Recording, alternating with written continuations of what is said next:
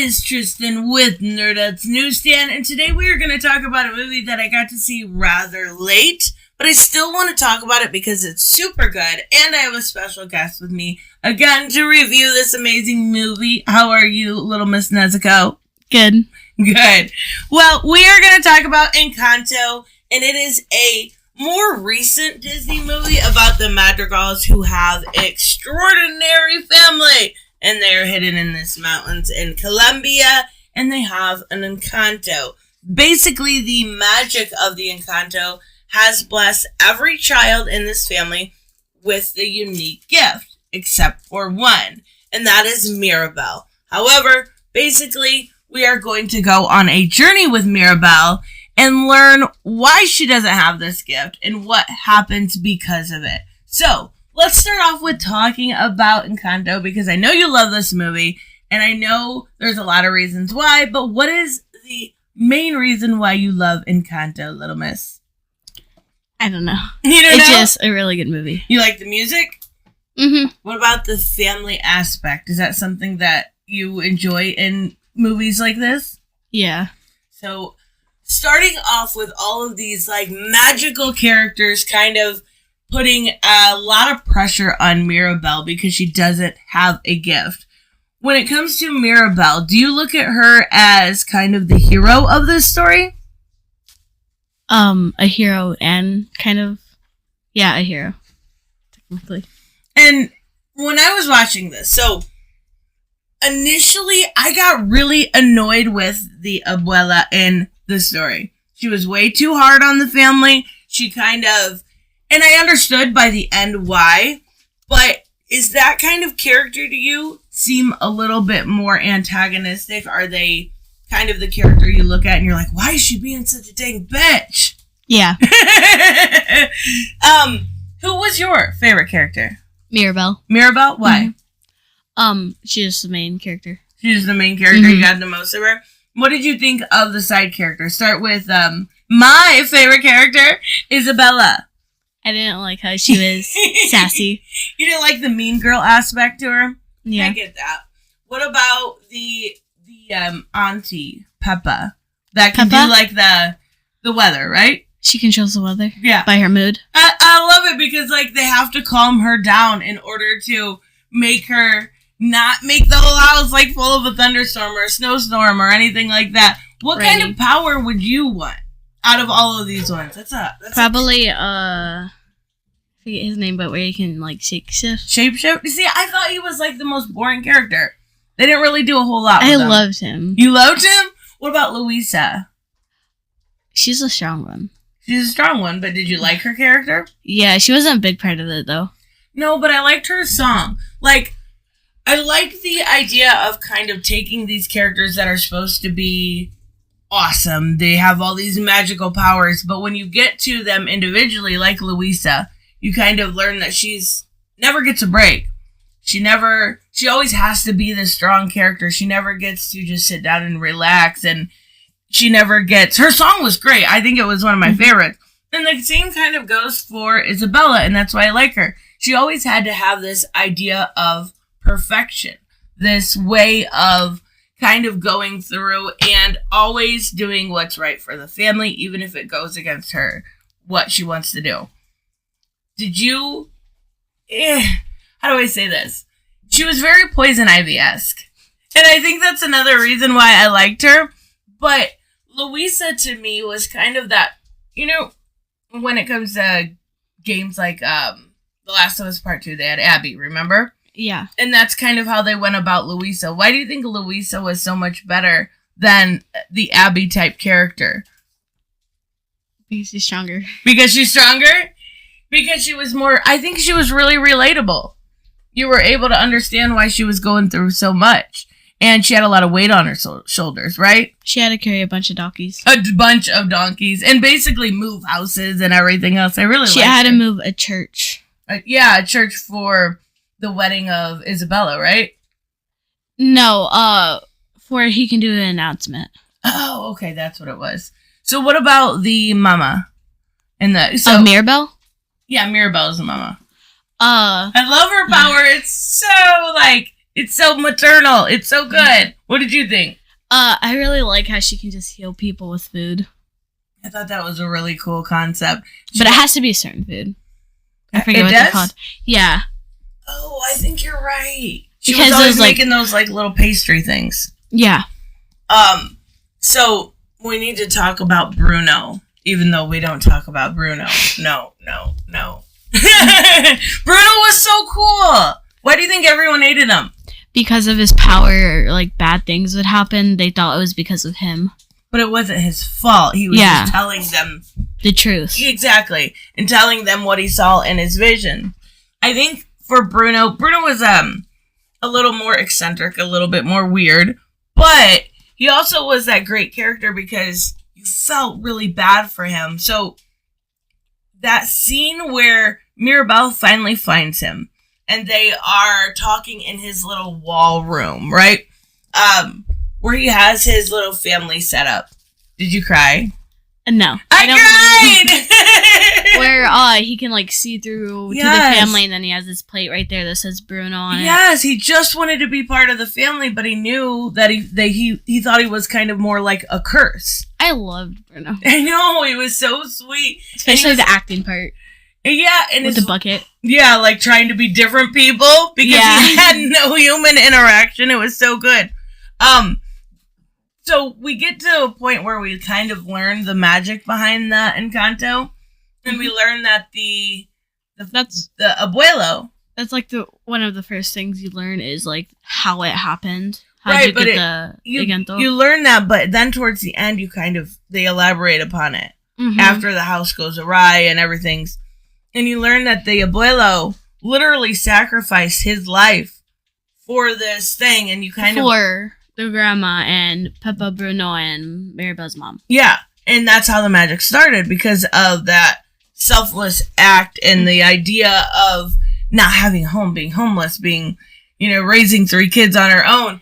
And that part to me, oh God, it was so sweet. But it was so sad to see how this magic kind of erupted and have the abuelo kind of realize she was being too tough on everyone. Did you cry then? No. Now, how did you not cry? I don't cry in movies. I cry at everything. Come on now. She was being a little too hard on them, though. She was being too hard on everybody, especially Mirabelle and Isabella. Not Isabella. Are you kidding me? Not that much, because she wanted her to be perfect. The girl couldn't even do anything wrong. She can't because that's her power. She cannot do anything wrong. She physically can't. Yeah, but that would suck. Yeah, but then at the end she got yelled at. And at the end she got, to be able to make cactuses and all these different colors and finally be herself. And she finally confessed that she didn't want to marry him. She was just doing it for the family. Yeah, and that's why I think she's so, relatable as you're a little bit younger than me, just a little bit. Yeah, a lot, yeah. And it's so relatable as a female looking at that character, always trying to be perfect. And she finally got to be herself. She didn't have to go with this man. And then you get that cute. I love the design of the girl that can hear. I can't remember her name. I forget her name. I forget her name too. But her design is so cute with her little hair. I love it. And she was actually in love with that man. Yeah. And at the end, Mirabelle and Isabella teamed up, and she said, do you know about my cousin Dolores? Dolores! Yeah. That's what it is. I love that. They actually wanted to find love, but it was just the wrong person. Mm-hmm. And then he's and maybe get married, and she's like, whoa, slow down. He also wanted 5 babies. 5 babies. Mm-hmm. And she didn't even care. She was going to do it for her family. Yeah. That's why I think I like that character so much, because it's so, well, you'll learn. I want to, say about the vision. Oh, yeah, okay, go ahead. There was 2 ways. If you faced it to one direction. Yeah, you moved it. Yeah, it will be cracking, but if you do it to the other direction, it will be save. So she can either ruin the house, ruin the miracle, or she could save the miracle. But it wasn't her fault. It was the grandma's fault. The house got ruined.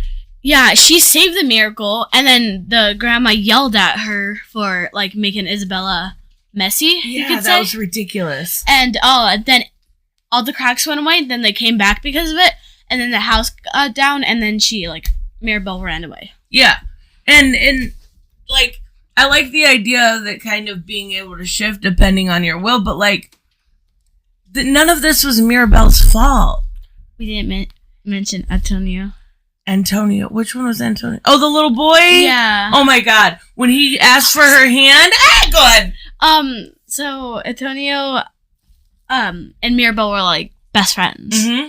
And, he was about to walk to the door, but he was too scared, so he asked Mirabelle to come with him. And, he got his gift. He could understand animals. That was his gift. And his room was so cool. Like, the idea that all of these people get their rooms kind of catered to what they're... It's huge. Yeah, it's massive inside, and he's got this, like, amazing treehouse with all these beautiful animals. It's so cool. But if you make one wrong move, you could fall. Well, yeah, that's true. Like how everybody has, like, big, rooms, while Mirabelle has, like, a normal room. Yeah. She, doesn't like to stay in that room. She wants her own power, but when she was 8, that's when you get your miracle type of thing. And she didn't get a miracle. The door went away. Yeah. But then they have her door handle at the end, and it's because of her they actually get the house back. Yeah, she opens it, and then it, like, glows, and then the magic returns. The casita, that's what the house is called, like, waves. I love that. Oh, yeah, talk about the casita. It's kind of got its personality of its own. Yeah, and when she says, wait, how do I save a miracle? And then he was just like, I don't know. He's like, oh. Not that you can see me, just like, shoulder shrug, right? Like, I like how they gave it its own little power, like, its own little personality. It was really cute. I like Antonio, too. He was so sweet. What was your favorite song in it? Oh. Isabella's song. Well, you know what? No. I actually like Luisa's song more, just because it was like, you know, she's super strong, but, like, she's also, like, a person. You know, she's a human. She needs that break every once in a while, and she literally was, like, on the verge of breaking. Mine is I forget their family's name. I got it on my phone. Let me look. The Madrigals? Madrigals, yeah. No, that's not how you say it. Well, I don't know how to say it right. The Madrigals. Madrigal. That was Welcome to the Family, Madrigal. Oh, yeah. The round kids. House of... I like they don't talk about Bruno, too. That one's gotten so popular. Ooh. That's hard. I like Luisa's family. Song. No. Out of the family and Bruno? Yeah. The family song. Yeah, I like how she goes really fast at the end, and then Dolores just comes up, and she said, she's gonna tell me her awesome gift. Dolores comes up. She doesn't have one. Yeah. I like how Dolores said also she knew that Bruno was there the whole time. No, she could hear, in the song it said she could hear him mumbling and rumbling. Mm-hmm. She could also hear sand coming from his... Power?